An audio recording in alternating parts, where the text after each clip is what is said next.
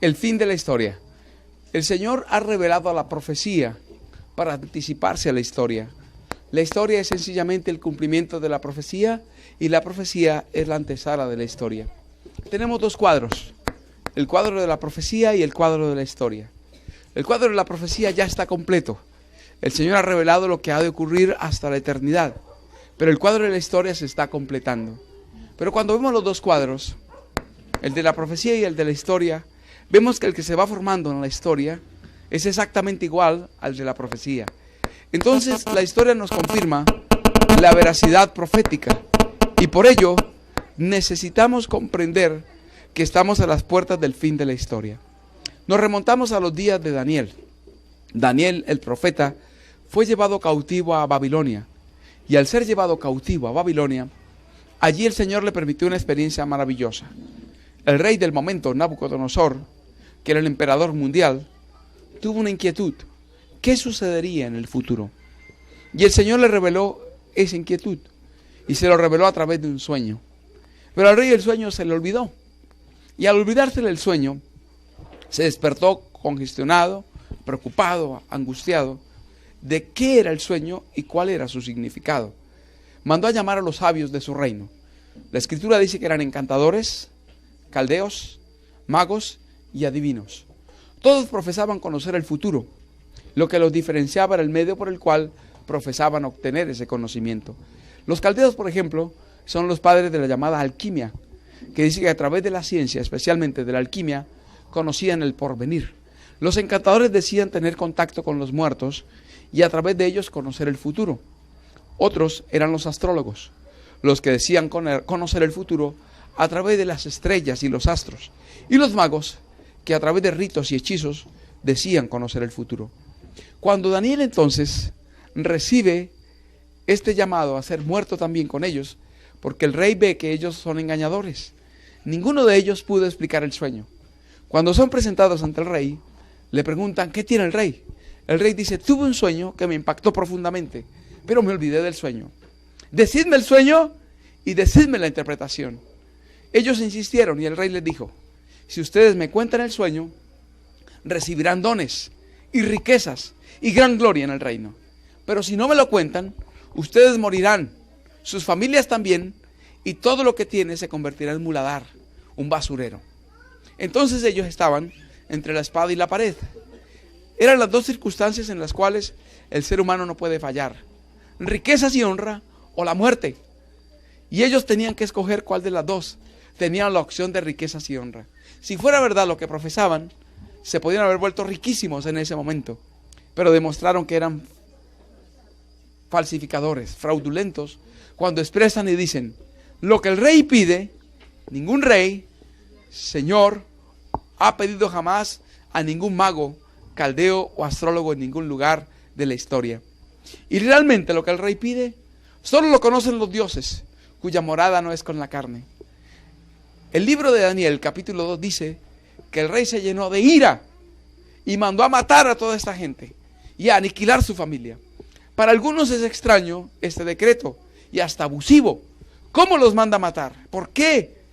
¿Por no adivinar un sueño? Esto es injusto, pero era lo que ellos profesaban hacer, adivinar los sueños. Ahora el Señor echó por tierra la sabiduría de Babilonia. La sabiduría de Babilonia es el engaño de todos los siglos. De allí viene la astrología, la lectura del horóscopo, la lectura de las cartas, la lectura del hígado, la lectura del café, la lectura del tabaco. Todo tiene su origen allá en Babilonia. Y hay dos tipos de estos engañadores. Unos embaucadores que dicen que saben y conocen del futuro, pero son falsificadores. Son gente que obtiene dinero de personas crédulas que manipulan con facilidad. Pero el otro grupo es un grupo de personas contactadas con demonios, que ellos tienen un conocimiento del pasado secreto de muchas personas. Los demonios que acompañaron a la persona a practicar el mal saben muy bien los secretos de cada persona. Y el diablo le revela esos secretos a las personas que están pactadas con los demonios. Por eso cuando la persona llega allí, le cuenta secretos de su vida que nadie más conoce. Y como le cuenta pasado, secreto, que solo esa persona conocía, y a un desconocido abre las páginas secretas de su vida, le genera confianza para indicarle que conoce el futuro. Y ahora el diablo encamina los sucesos, de modo que la persona cumpla lo que se le está diciendo allí. De este tipo son los hechiceros vestidos de religión, como la iglesia ministerial de Jesucristo, donde la persona entra y tiene un profeta o una profeta personalizado, y entonces le profetiza de manera personal. Mire, me mostró el Señor que tú estás sufriendo con tu esposo, que estás sufriendo con tu esposa, que has perdido tu trabajo, y todos los detalles privados. Y la persona, igual con el hechicero, adquiere confianza. Y cuando entonces este hechicero disfrazado de cristiano le empieza a contar un posible futuro, la persona lo cree plenamente. Y Satanás le encamina al igual que el hechicero. No sé si ustedes han notado el paralelismo que existe entre los anuncios de los brujos y los anuncios de los predicadores actuales.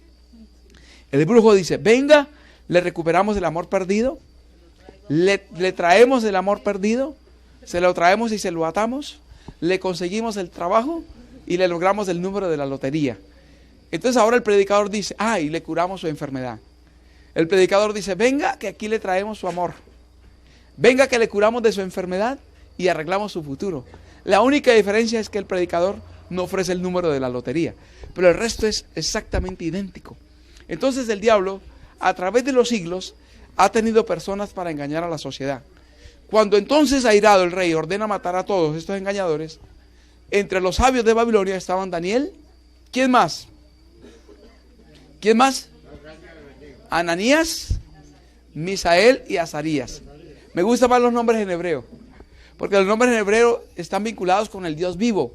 En cambio, los nombres de Babilonia eran nombres paganos, en honor a Q, en honor a Nebo, en honor a Belsar, los dioses paganos, en honor a Bel. Entonces, por eso prefiero los nombres en hebreo. ¿Cómo eran? Daniel, Ananías, Azarías y Misael. Él viene y los llama y les dice, tenemos que hacer una sección de oración porque nos van a matar.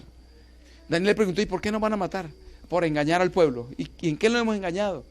En que el rey tuvo un sueño y se le olvidó la interpretación y el sueño y nadie se lo explica y ustedes son engañadores y tienen que morir. Daniel dice, nosotros no, deme una audiencia. Le dan la audiencia con el rey y le dice, lo que el rey dice, le dice a Daniel, es muy cierto.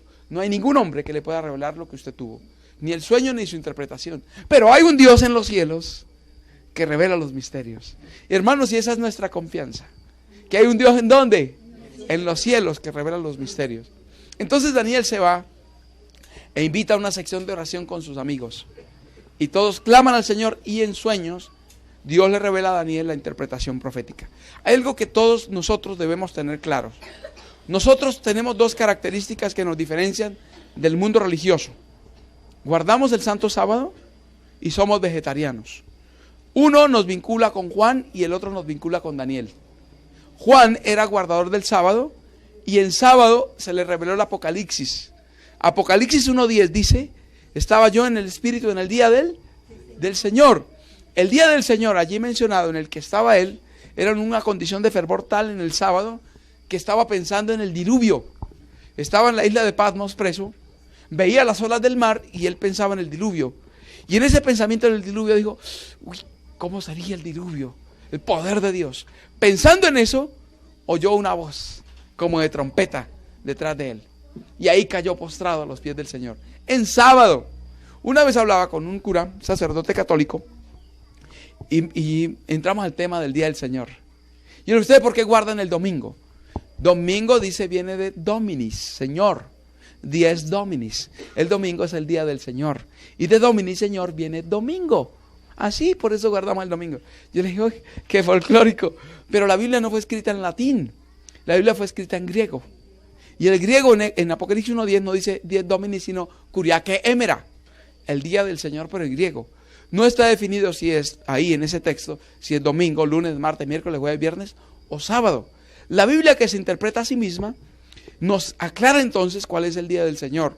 Y lo encontramos en Isaías 58, 12 al 14 y Marcos 2, 27 y 28. El día del Señor es el sábado. El Señor dice, mi día santo. Fue en sábado que se reveló la profecía de Apocalipsis. Por eso solo el pueblo del sábado entiende Apocalipsis correctamente. Ahora, Daniel era vegetariano. Daniel 1, 8 en adelante. No comió la comida del rey, sino pidió solo legumbres a comer y agua a beber. La palabra legumbres viene del hebreo seroín. Y el término seroín significa cosa verde. Entonces él pidió comida vegetariana como alimento y agua como bebida. Era vegetariano. Por eso la comprensión correcta de Daniel solo la puede tener el pueblo vegetariano. Entonces solo el pueblo vegetariano comprende Daniel y solo el pueblo que guarda el sábado entiende Apocalipsis. Entonces el Señor nos ha llamado como guardadores del sábado y vegetarianos a entender Daniel y Apocalipsis de manera correcta. Entonces a este vegetariano guardador del sábado, Daniel, se le revela en sueños no solo lo que soñó el rey y la interpretación, sino lo que estaba pensando antes. ¿Y qué estaba pensando antes? ¿Qué será en el futuro? ¿Qué pasará con mi reino? Tú en sueños, entonces viste una estatua gigantesca, una estatua cuya cabeza era de oro, cuyos pechos y brazos eran de plata, cuyo tronco era de bronce, cuyas piernas eran de hierro y cuyos pies eran de hierro con barro cocido. Entonces el rey quedó impactado. Dijo, sí, eso fue lo que yo soñé. Una imagen grande, cabeza de oro, pechos y brazos de plata, tronco de bronce, piernas de hierro y pies de hierro con barro cocido. Y cuando tú veías, fue arrancada una roca, no por mano humana. Y la roca vino y golpeó la imagen y la golpeó en los pies. Y entonces se desmenuzaron los pies, se despedazaron las piernas, el tronco, los pechos y los brazos y la cabeza. Y la piedra que cayó se convirtió en un gran monte que cubrió toda la tierra. Así terminó entonces y quedó maravillado el rey. Ese fue el sueño. Ahora su interpretación. Oh rey, Dios te ha mostrado lo que será en lo porvenir. Tu rey eres aquella cabeza de oro. Él quedó impactado. Él representaba un imperio. La cabeza de oro representaba el imperio babilónico. De oro porque fue el material más utilizado en ese imperio. Y allí entonces el oro era muy común. La degradación en metales significa dos cosas: la disminución en riqueza de los imperios y además la degradación moral de los imperios. Después Medo-Persia fue más degradado que Babilonia, Grecia más degradado que Medo-Persia, Roma más degradado que Grecia y Europa peor que todos los demás. Esa degradación fue manifestada en el cambio de objetos o metales o instrumentos o elementos que se le mostraron en el sueño al rey. ¿De qué periodo a qué periodo fue Babilonia? Hermano Víctor, hermana Marley, hermano Tiberio, hermano Armando.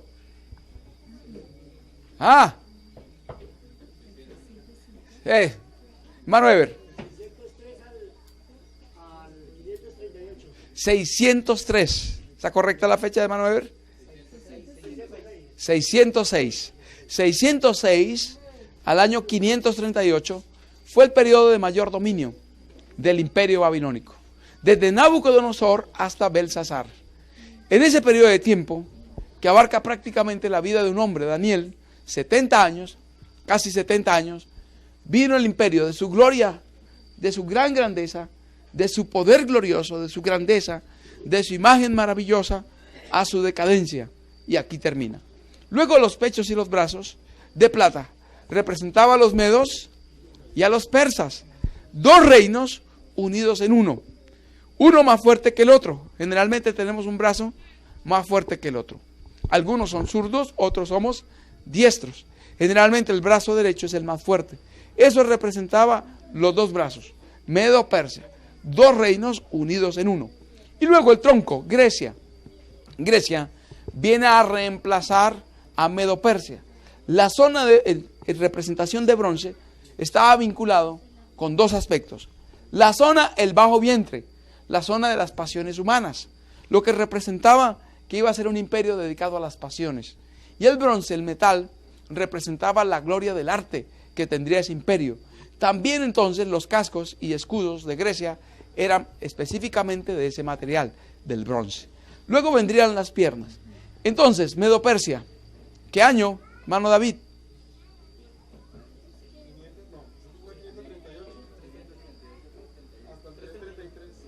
¿Sami?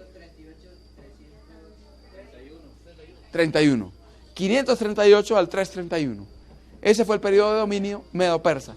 Grecia, 331 al 168 antes del Señor Jesús. Ahí viene un imperio poderoso. Adelante. Ya llegaremos a la piedra. Vamos para allá. Vamos parte por parte de la imagen. ¿Alguien dijo algo atrás?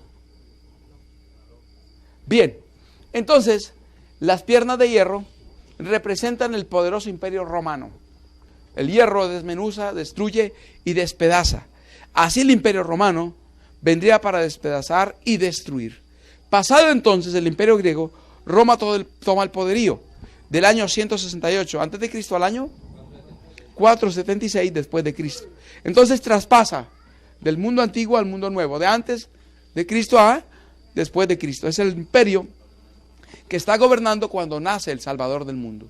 Y luego, este imperio es subdividido. Cuando las tribus bárbaras, 10 en total, invaden, destruyen, aniquilan y culminan con el imperio romano, dando origen al continente europeo, lo que hoy se conoce como Europa.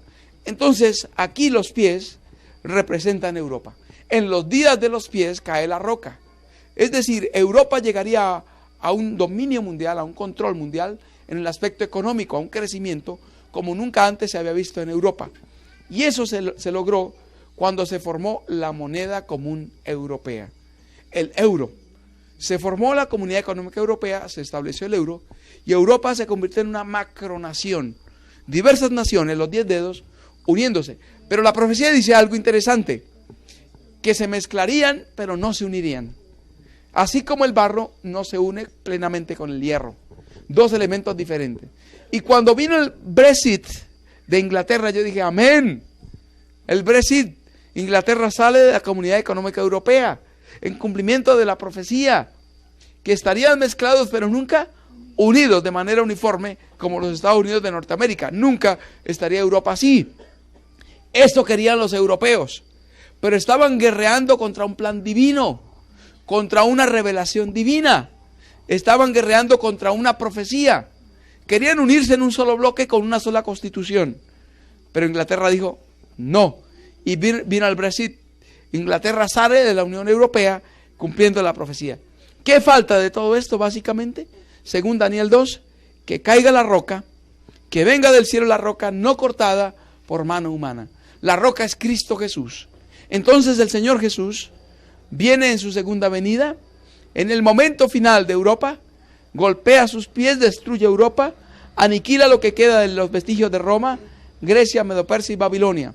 Y se establece entonces el bendito reino de Dios, que inundará toda la tierra, y será el último reino que perdurará eternamente y para siempre. Ahora, en la fase final de Daniel, en el capítulo 7, se le muestra los mismos reinos, pero con una característica diferente. Ya no en cuanto a su riqueza o poder, sino en cuanto a su carácter. Y por eso se representa por bestias. Las bestias son animales peligrosos. ¿Quién ha estado cerca de un león alguna vez? En el zoológico. ¿Cuántos? ¿Cuántos han estado cerca? Con un león encerrado. Y causa cierto temor, aún estando encerrado. Ahora imagínense encontrarse ustedes con un león suelto. Terrible. Espantoso. Muy espantoso. Realmente debe ser algo tremendo. En Venezuela estábamos en un zoológico con un grupo de hermanos cuando un misionero se acercó mucho a la jaula del león. Y el león, antes de atacar, hace algo. Abrió sus piernas y orinó en el pecho del misionero. Primero marca su territorio. Lo orinó, y el orín del león es bastante feo. Cualquier orín es feo, pero el del león es peor. Algunos hermanos dicen que hay unas zonas de Estados Unidos donde hay panteras. Y que si huele a orín fuerte, no salga. Que si la pantera vino a su casa y se fue, tranquilo. Pero que si huele a orín en el patio de su casa y hubo una pantera por allí, no salga. Con el orín ellos marcan su territorio. Si usted sale, la pantera se sentirá invadida y le atacará. Tiene que llamar a las autoridades. FEMA le llaman ellos, la autoridad que se encarga de eso. y se llevan la pantera. La atrapan y se la llevan. Bien, el león es fiero, pero ahora más peligroso un león con alas. Ustedes han estado cerca de un cóndor. Yo vi un cóndor más o menos de este tamaño. Impactante verlo. Ahora ese animal fuera de la jaula. Y viene Urabá, un animal, yo creo que era como un águila, pero gigantesco. Calculo, sin temor a exagerar, que las alas llegaban desde allá casi hasta el otro extremo. Por lo menos hasta el bombillo. Mira arriba ese animal sobre mí. Impactante. Ahora un león con alas. Esto representa la rapidez del imperio babilónico. Tenía una velocidad tremenda para atacar. Con mucha rapidez atacaba y eliminaba a sus enemigos. Y el león, la fiereza que tenía el imperio babilónico en los días de Nabucodonosor especialmente. Pero la profecía dice que se le quitó su corazón de león y quedó sobre sus pies como corazón de hombre. Lo que representa la decadencia en la fortaleza y el vigor de los reyes babilónicos. La decadencia de la fortaleza de Nabucodonosor a Belsasar, que ocupado en una borrachera no estuvo listo para enfrentar los enemigos. Luego viene entonces el imperio medo-persa. Ahora con 3 costillas. Las 3 costillas en su boca, que eran Babilonia, Lidia y Egipto. Ahora, igual que los pechos y brazos, se representaban los 2 imperios unidos por el hecho de que el oso cojeaba. Al cojear, indicaba que tenía una pierna más fuerte que otra, lo mismo que los 2 brazos. Y las 3 costillas destruyó a Babilonia, Lidia y Egipto. El oso tiene una capacidad especial de atacar con sus garras y es rapaz, es ladrón. Así era este imperio, el imperio medo-persa, con su capacidad voraz, terrible para robar. ¿Me hace un favor, Rorito? Traje un obsequio maravilloso de Sogamoso. Tenemos allá la sede de los pintores de la Reforma. Me dijo, mira, te hice este cuadro para que lo uses en tus conferencias. No vamos a perder la oportunidad. Me llamó la atención la fiereza de este león. Más impactante que el otro, ¿sí o no? Y este es una fiera terrible. Aquí Daniel se ve diminuto, el león, y aquí también tiene las 3 costillas el oso. Medo-Persia. Y luego viene el leopardo. El leopardo que ahora tiene una característica. Tiene 4 cabezas y tiene no 2 alas sino 4. El leopardo es tremendamente veloz. Es tal vez el animal más veloz de los felinos. Pero no bastaba que fuera un animal por naturaleza veloz.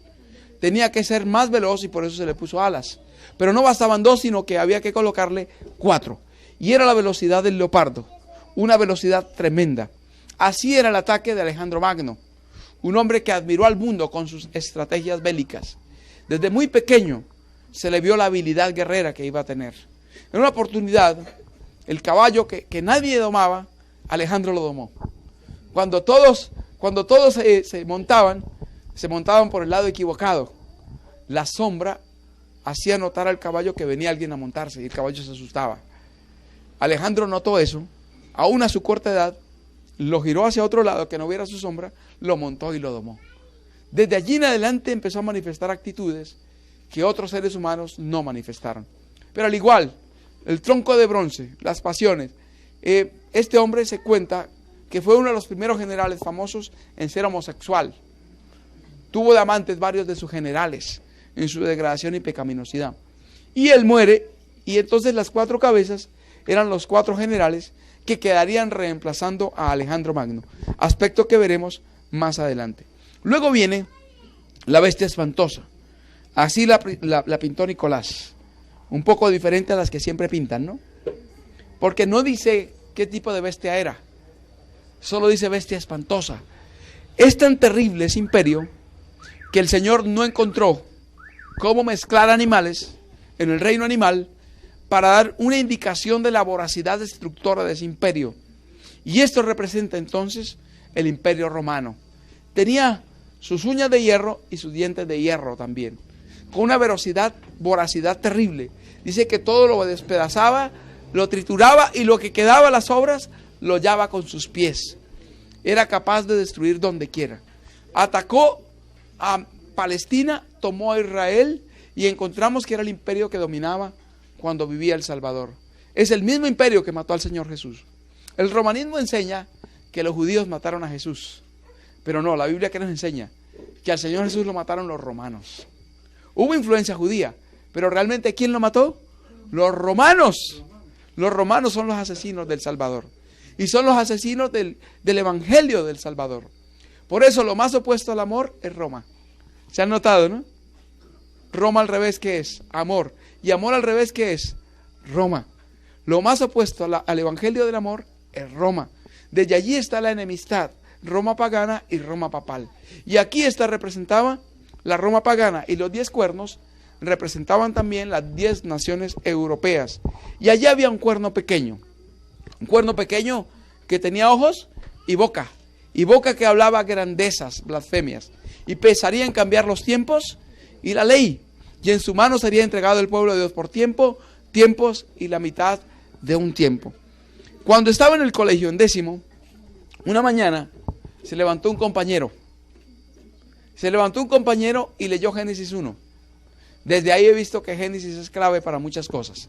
Y cuando él cita Génesis 1, dice, ¿qué fue primero? ¿La luz o las tinieblas?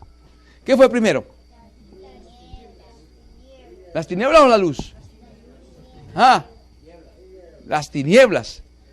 Bueno, y llamó Dios a las tinieblas noche y a la luz día. Entonces él pregunta, ¿qué fue primero, la noche o el día?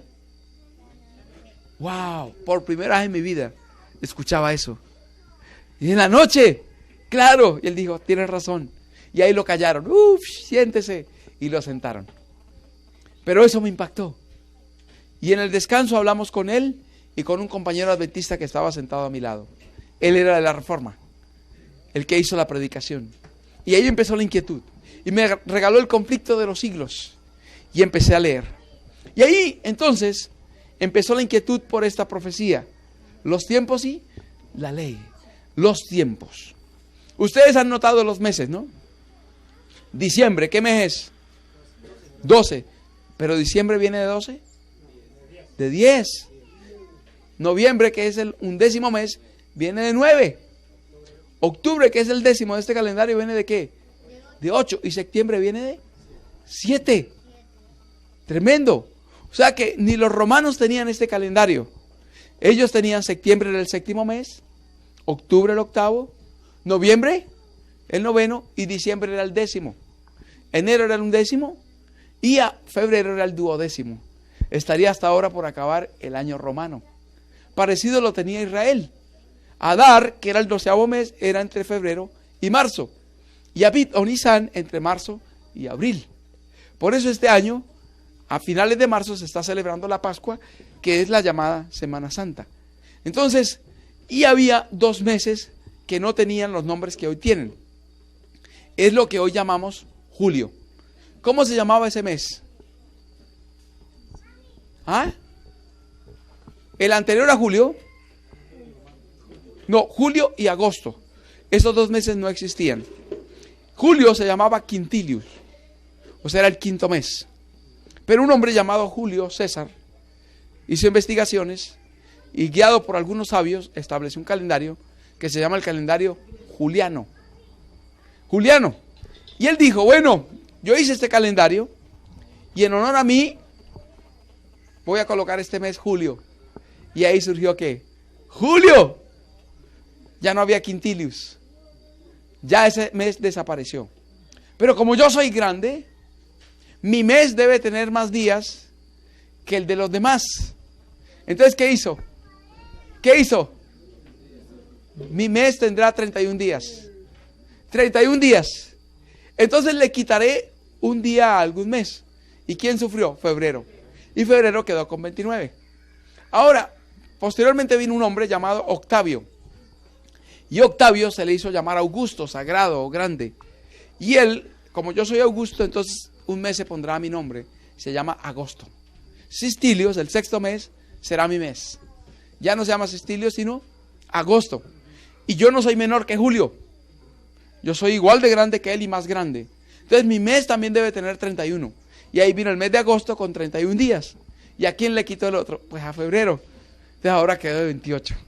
De esa manera febrero quedó de 28. Y ahí viene el calendario juliano. Pero luego el Papa Gregorio, el 5 de octubre de 1582, establece un nuevo calendario que se llama gregoriano. Y en el calendario gregoriano ya no se hace como en Israel. En Israel el año era lunar. Por eso ellos cada mes celebraban la luna nueva. El nuevo mes, luna nueva, empezaba el mes, calendario lunar. Pero ahora los griegos, los romanos, tomados de los egipcios y ellos de los babilonios, tenían el año solar. Y ahora Gregorio entonces establece el año solar. El movimiento de traslación de la Tierra alrededor del Sol. ¿Cuánto? 365 días con 6 horas. Si eso lo sumamos, el primer año, 365 y 6, luego otro 6, el otro 6 y el otro 6, 6, 12, 18, 24. Las 6 horas se van acumulando y forman 24 horas, un día más. De ahí viene el año bisiesto cada 4 años, de ese calendario. Entonces vino el cambio de los tiempos y ¿qué? Y la ley. Y entonces ahora el día no se termina a la puesta del sol como Dios le estableció, sino que se termina a la medianoche. De ahí viene, de esos calendarios. No del bíblico, sino del juliano y luego del gregoriano. Los cambios en los tiempos y ¿qué? Y en la ley. Dios tenía un propósito desde que el día se terminara a la puesta del sol. Lo aclaró el apóstol Pablo. No se ponga el sol sobre vuestro enojo. Es decir, Dios estableció la culminación del día a la puesta del sol para que uno esté despierto. Y termine el día y haga la evaluación. ¿Cómo estuve hoy? ¿Qué dije? ¿Qué hice? ¿Aún qué pensé? Y después de hacer la evaluación se ponga a paz con Dios. Si está con la familia, con los hermanos, con los padres, se reconcilie con la familia. Y si está casado, más aún, se reconcilie con la pareja. No se ponga el sol sobre vuestro enojo. Mire que problemas grandes que han llevado a parejas a separaciones se podrían haber evitado si seguimos esa regla bíblica. No se ponga el sol sobre vuestro enojo. Entonces, si alguien se enojó y la hermana Joana se puso brava con el hermano Armando hoy, ¿cuándo tiene que arreglarlo? No se ponga el sol sobre vuestro enojo. Antes de que se termine el día, se ponga el sol. Mi amor, vamos a hablar, a arreglar las cosas. Antes de la puesta de ¿qué? Del sol. Hay parejas que han pasado días y hasta semanas peleados. He notado casos así. El hermano Aníbal nos contaba que él estuvo en un retiro de parejas católico en Antioquia. Y yo creo que esa es la pareja que tiene el récord Guinness. 4 años, una pareja sin hablarse. Estaban en el retiro. Lo asombroso es que tuvieron 2 hijos en esos 4 años. Pero no se hablaban. No se hablaban. Entonces, tremenda la cosa, pero no se hablaban. Entonces, ahí en esa situación, esas cosas son las que Dios quiere evitar. No se ponga el sol sobre ¿qué? Sobre vuestro enojo. Por eso el día termina a la puesta del sol. Ni siquiera a las 6. Los pioneros adventistas empezaron a guardar el sábado de 6 a 6, de 6 a 6. Hasta 1855. Cuando investigando, dijeron, no es a las 6. ¿Es a qué? A la puesta del sol. Por eso hay hermanos en Europa que reciben y despiden el Santo Sábado a las 10. La hora más tardía lo hice alguna vez en San Andrés. 7:30, 7:45. Recibimos y despedimos Santo Sábado. Solo a esa hora se ponía el sol. Entonces es a la puesta del sol y no a las 6. Y es para que nosotros evaluemos, no a la medianoche. Pero con el calendario juliano y sobre todo el gregoriano, ahora es a la medianoche. Cambiaría los tiempos y ¿qué? Los tiempos y la ley. Yo recuerdo la experiencia en cuanto a la ley en los retiros preseminaristas. Ya él era el último retiro y ahí se definía si pasaba al seminario o no. Y vino la opción de una pregunta. El sacerdote vocacional Gustavo Piedrahita, de los misioneros de Yarumal, Antioquia. ¿Hay alguna pregunta, muchachos? Había conmigo 28 preseminaristas. Y dije, yo tengo una, Gustavo. Estaba leyendo el conflicto. Y dije, si la Biblia prohíbe las imágenes, ¿por qué la iglesia las admite? Hubo una discusión como de 3 horas. Algunos sacaron la cartera y sacaban la foto de la mamá. ¿Usted no tiene fotos de su mamá en la cartera? Es lo mismo. Y las defensas que siempre escuchamos de la adoración de imágenes. Veneración y adoración, que es la diferencia de palabras. Todo eso. Lo asombroso es cuando él culmina. Cuando él culmina, dice, muchachos, les voy a decir algo claramente. Todas las imágenes deberían ser recogidas y echadas al caneco de la basura. No sirven para nada. Eso nosotros, Y ustedes deben saberlo. Ustedes van a ser sacerdotes. Eso nosotros los sacerdotes lo llamamos religiosidad popular. Eso lo cree la gente que no conoce de teología. Ellos, el común de la gente, toca las imágenes, se hace, pero eso no es nada. Para nosotros eso es lo mismo que una pared. Pero y entonces me surgió otra inquietud. Gustavo, ¿y por qué no le dicen eso a la gente? Y lo que dijo fue definitivo, para no seguir allá. Si le dijéramos la verdad a la gente, se darían cuenta que han estado engañados mucho tiempo.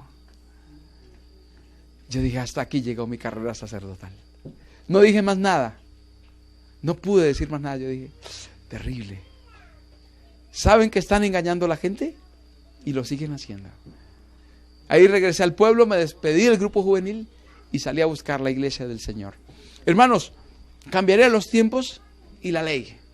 El ataque a la ley de Dios, al segundo mandamiento. Lo eliminaron y en el catecismo no aparece. Y en lugar de colocar la santificación del sábado, colocaron santificar las fiestas. Entonces los tiempos y la ley fueron cambiados. Y persiguió a la iglesia de Dios por tiempos y la mitad de un tiempo. Cuando en hebreo no aparece el número, significa que son dos. Entonces un tiempo, 2 tiempos y medio tiempo. 3 tiempos y medio. Así se señalan los 1260 años de la persecución cristiana, donde murieron multitudes de cristianos. El hermano Edison Lugo preguntaba esta mañana, más o menos ¿cuántos cristianos aseguraron su salvación? ¿Alguien tiene una idea? El número más correcto que he leído son 100. 100 millones de mártires. Y esos los mártires. Hubo muchos como Lutero o Wycliffe que Dios no les permitió que los mataran, sino que murieron de muerte natural. Millones y millones de hombres y mujeres que durante ese tiempo de persecución entregaron su vida al Salvador. Así termina la profecía de Daniel 7, nos habla de la destrucción del cuerno pequeño, del papado, que es el cuerno pequeño, y la destrucción de la bestia, que es Roma, y la destrucción de todos los imperios que allí aparecen, y el establecimiento del reino de Dios. Ahora entramos al capítulo 8. ¿Qué hay en el capítulo 8, hermano David? ¿Qué hay? ¿Qué hay? Un macho cabrío. Aquí tenemos la idea de un macho cabrío. Y el macho cabrío es corneado por primero, antes del macho cabrío es el carnero. ¿De acuerdo, hermano David? ¿Qué es primero? El carnero. Aquí tenemos el carnero. El carnero de 2 cuernos. Miren ustedes que en Daniel 7 aparece león, leopardo, ¿qué más? Oso y una bestia espantosa. Animales fieros e inmundos. Pero en Daniel capítulo 8 aparecen los animales del santuario. El carnero, el macho cabrío pueden ser utilizados en sacrificio. Porque en el capítulo 8 retomamos el hebreo. La Biblia fue escrita en griego, hebreo y arameo. ¿Cuál es la parte aramea? Daniel 2:4 hasta el último versículo del capítulo 7. El capítulo 8 retoma el hebreo.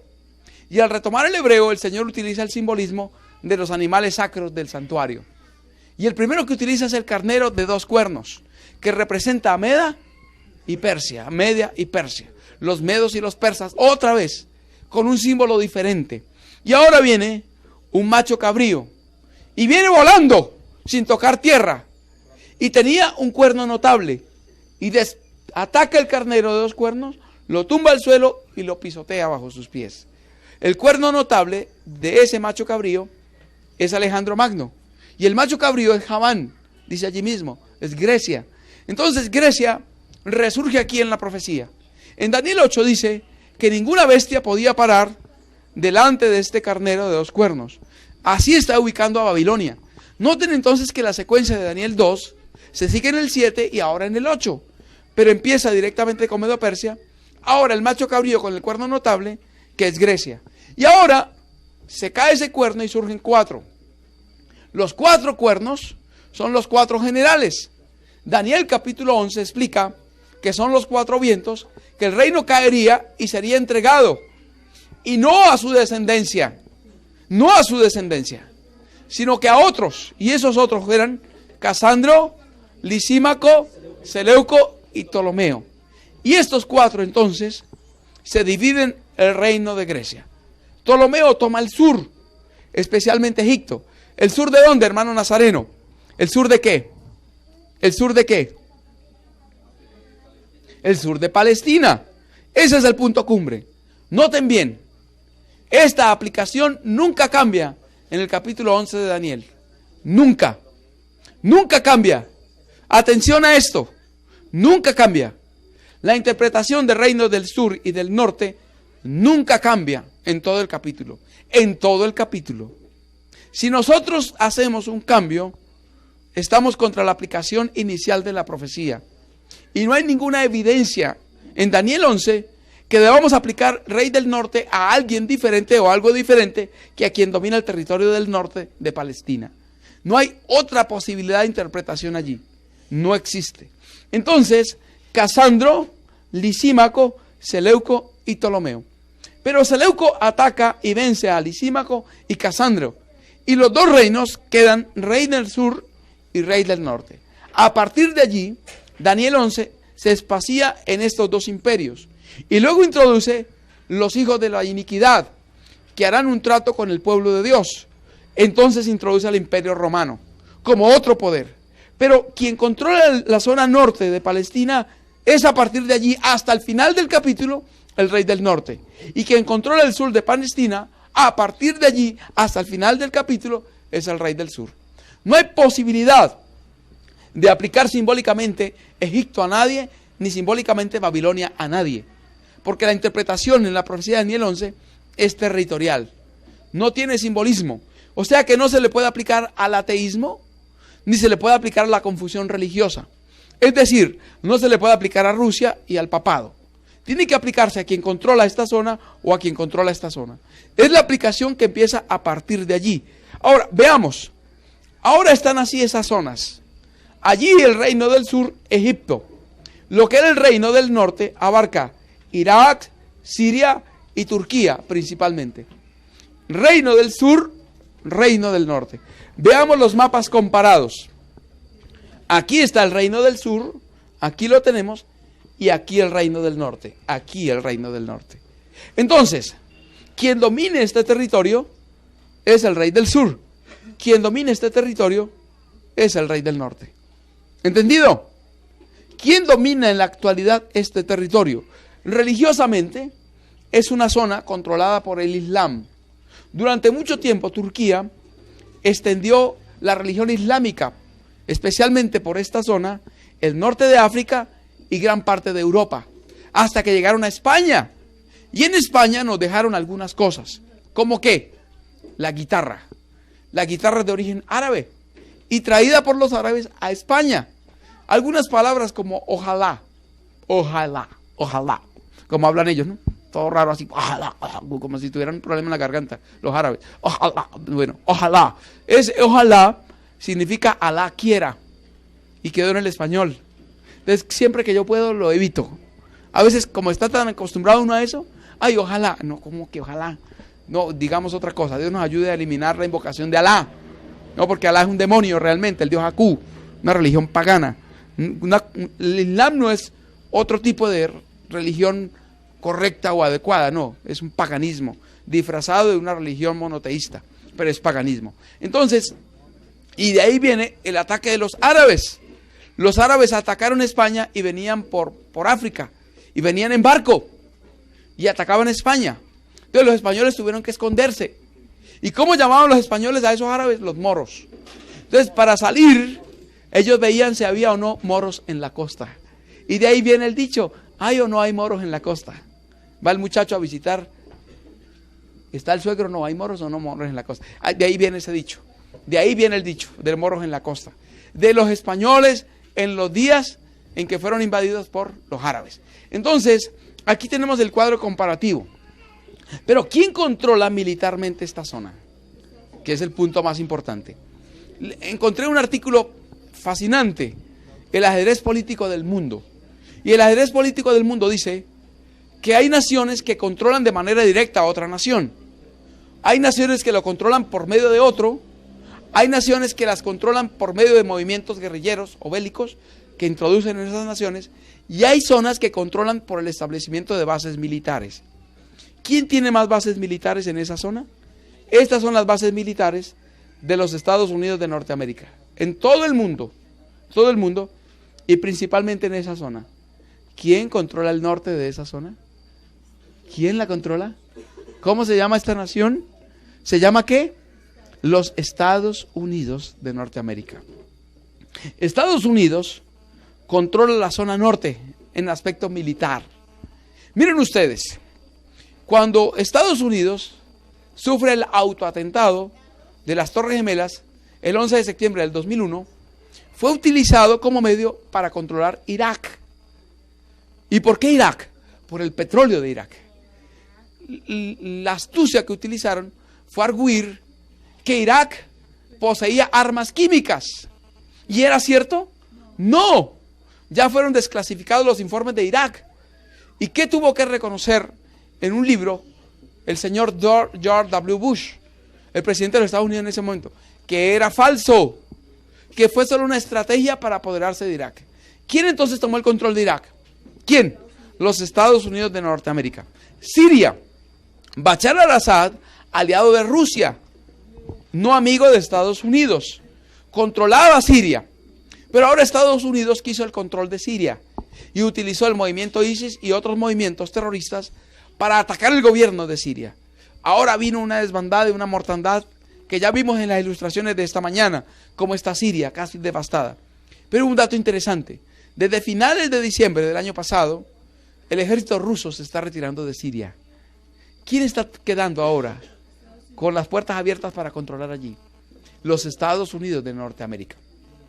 ¿Qué nación le falta tomar control y dominio completo? Solamente Turquía. Irak, Siria y Turquía. Los mismos países bañados por el río Éufrates. Y entonces aquí encontramos Apocalipsis 16, que se entrelaza. Miren un dato interesante. Si ustedes miran Daniel y Apocalipsis, la sierva del Señor dice que Daniel es profecía y Apocalipsis revelación. Es decir, la explicación de Daniel.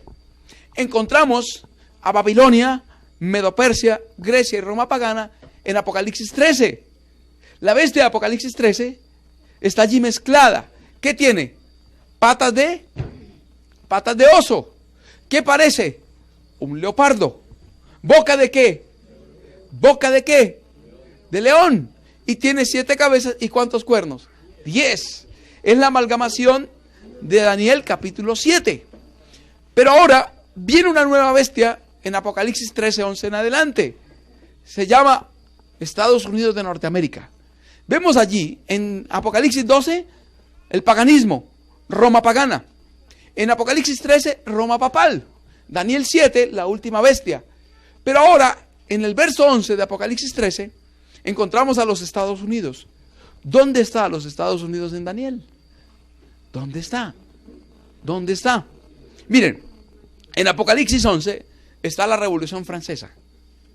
¿Está eso en Daniel? No está en Daniel 2. No está en Daniel 7. No está en Daniel 8. ¿Dónde está? En Daniel 11.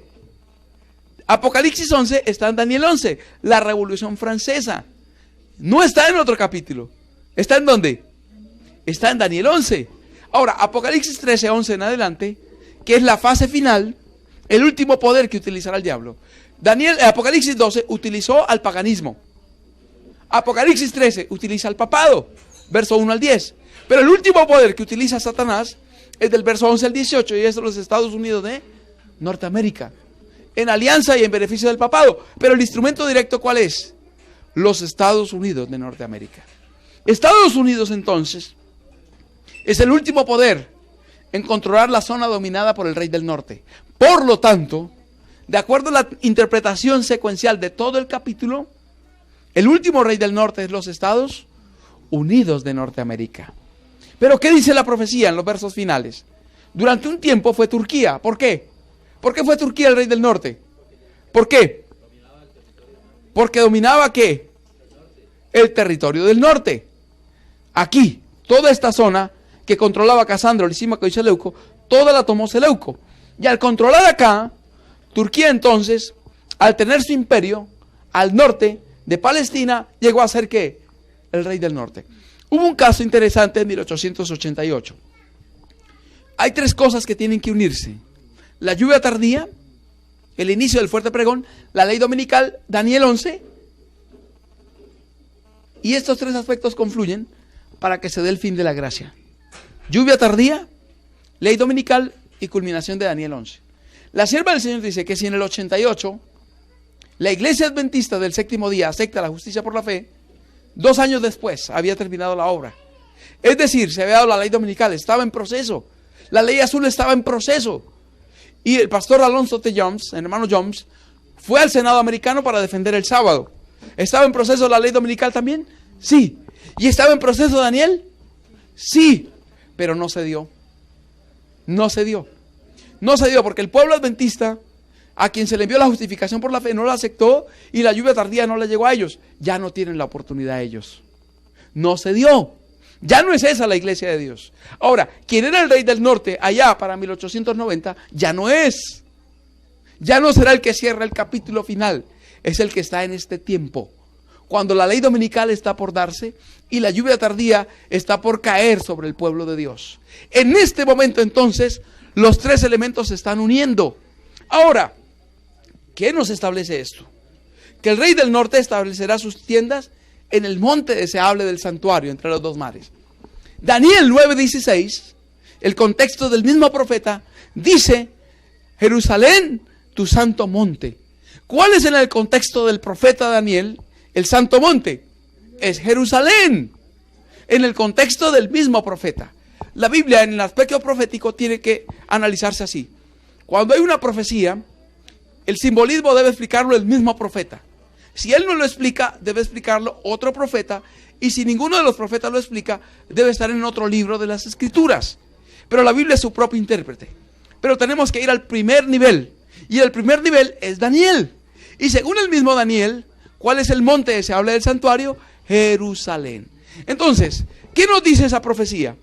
Que Estados Unidos movería su sede al monte que se habla del santuario, a Jerusalén. Y es lo que acaba de hacer Donald Trump. Trump ordena el traslado a Jerusalén de la embajada de Estados Unidos en Israel. Tremendo. Qué cumplimiento tan exacto de la profecía. El rey del norte estableciendo sus tiendas en el monte que se habla del santuario. Delante del mundo entero ha ocurrido esto. Para algunos, una noticia más. Para otros, geopolíticamente una noticia tremenda. Pero para mí, a la luz de lo que está escrito, es el cumplimiento de Daniel 11:45, su parte inicial. ¿Qué nos espera entonces? ¿Qué nos espera? De acuerdo a lo que se está dando. El Senado de Israel aprobó una ley inesperada en Israel. Aprobó la ley del descanso dominical.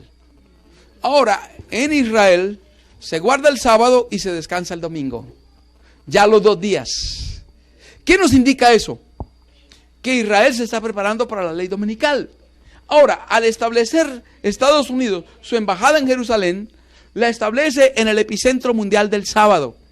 Allí estuvo la ley de Dios, donde el Señor con su propio dedo ordenó santificar el sábado como día de reposo.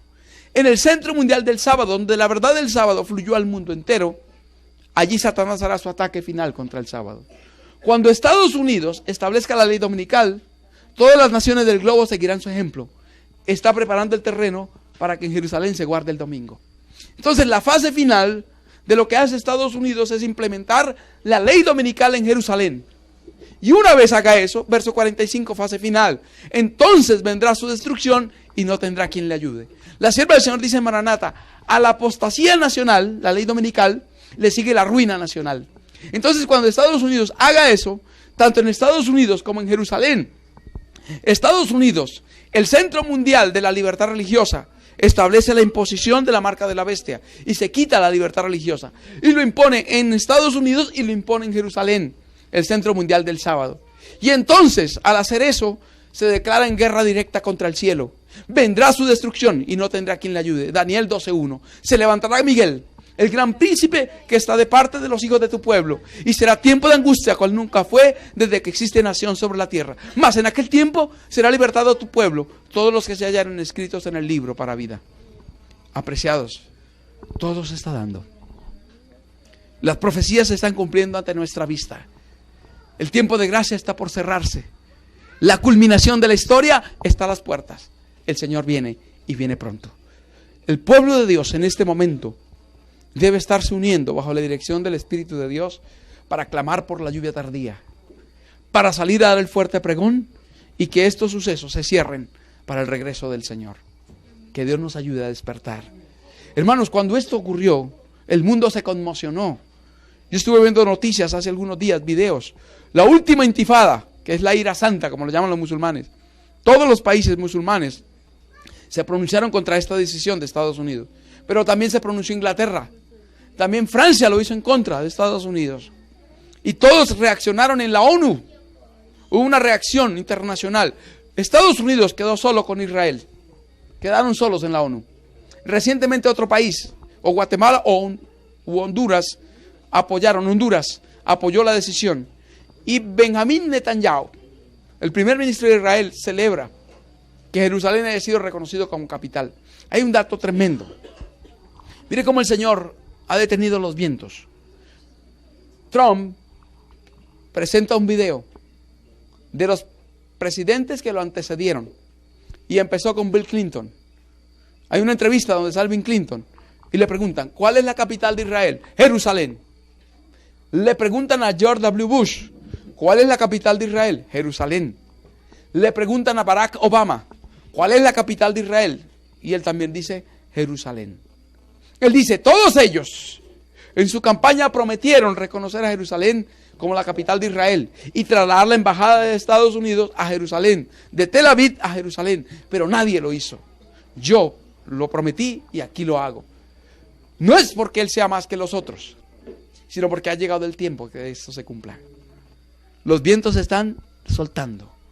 Hubo recientemente una ley en Bolivia que conmocionó. Después de estar en noviembre en Bolivia, me quedé admirado por la noticia de que Evo Morales prohibía las iglesias cristianas en Bolivia.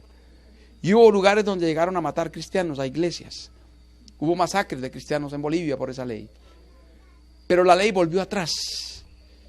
Iba a ser prohibido evangelizar en Bolivia. Y él tuvo que retroceder. ¿Qué indica eso? Retención de los vientos. Los vientos están siendo retenidos hasta que se selle a los siervos de Dios en su frente. Hermanos, los eventos se están dando en todas las áreas para indicarnos que el fin de la gracia está a las puertas. El Señor viene pronto, pronto enviará el poder final para que su iglesia termine triunfalmente su obra en esta tierra. La inspiración dice que Dios está desarrollando una clase especial de personas aptas para la lluvia tardía.